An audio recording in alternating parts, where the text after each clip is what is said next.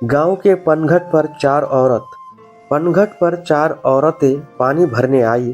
पानी भरते भरते वो तीन औरत आपस में बात करने लगी और अपने अपने पुत्र की बखान सुनाने लगी।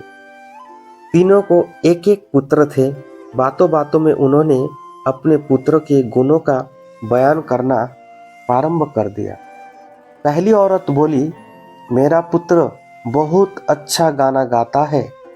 जो भी उसका गाना सुनता है मंत्रमुग्ध हो जाता है।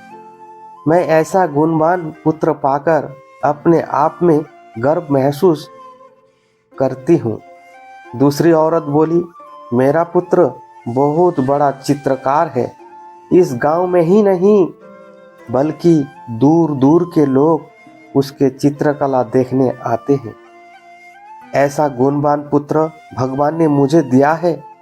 तीसरी औरत कहाँ पीछे रहने वाली, वो बोली, मेरा पुत्र बहुत बुद्धिमान है। उससे अधिक बुद्धिमान इस पूरे गांव में कोई नहीं है। दूर गांव के लोग मेरे बेटे के पास अपनी समस्याएं लेके आते हैं और मेरा बेटा चुटकी बजाते ही समस्या का समाधान कर देता है। मैं ऐसा पुत्र पाकर धन्य हो गई। चौथी औरत चुपचाप सबकी बातें सुन रही थी, लेकिन कहा कुछ भी नहीं। उसे चुपचाप देखकर औरतें उससे कहने लगी, बहन तुम भी तो कुछ कहो ना, तुम्हारे पुत्र में क्या गुण है? कोई ना कोई गुण तो उसमें अवश्य ही होगा। वो चौथी औरत बोली, मैं क्या बोलूं बहनों, तुम्हारी पुत्र तो सब गुणवान है, मेरे पुत्र में ऐसा कोई गुण नहीं। उसकी बात सुनकर तीनों औरतें गर्व से अपना सिर उठाकर एक दूसरे को देखने लगे और मुस्कुराने लगे।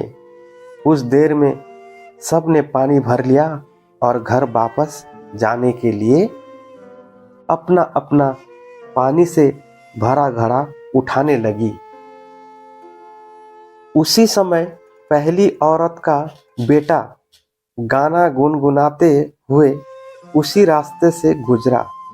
उसने देखा कि उसका माँ को पानी से भरा घड़ा उठाने में दिक्कत हो रही है, परंतु वो ये सब अनदेखा कर गाना गाते हुए वहाँ से चला गया। दूसरी औरत का चित्रकार बेटा वहीं पास में बैठकर चित्र बना रहा था। उसकी माँ कुएं से घड़ा उठाकर जैसे ही उतरने लगी, उसका पैर फिसल गया। किसी तरह अपने आप को संभाल पाई, लेकिन चित्रकार बेटा अपनी माँ को इस हाल में देखने के बाद भी वो अपनी माँ के पास नहीं आया, मानो जैसे उसने कुछ देखा ही नहीं। तीसरी औरत का पुत्र भी वहाँ से किताब पढ़ते हुए निकला। उसकी माँ ने उससे कहा, बेटा मेरा थोड़ा मदद कर दे इस पानी की घड़ा को घर पहुँचाने में। लेकिन वो अपने माँ की बात अनसुनी कर किताब पढ़ते हुए वहाँ से चला गया। तभी चौथी औरत का पुत्र वहाँ आया। अपने माँ के सिर पर पानी से भरा हुआ घड़ा देखकर माँ को बोला, माँ ये घड़ा मुझे दो, मैं घर ले जाऊंगा। अपनी माँ के सिर से घड़ा उतारकर अपने सिर पर रखकर चलने लगा। कुएं के पास बैठी एक बुजुर्ग बुढ़िया ये सब देख सुन रही थी।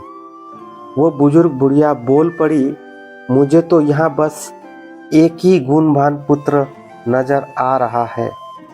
वो जो अपने सिर पर घड़ा लिए जा रहा है, माता पिता के सेवा करने वाला पुत्र से गुणवान पुत्र भला कौन हो सकता है? गुणवान वही है जो अपने माता पिता की सेवा करे और साथ ही सबके सहायता के लिए तत्पर रहे।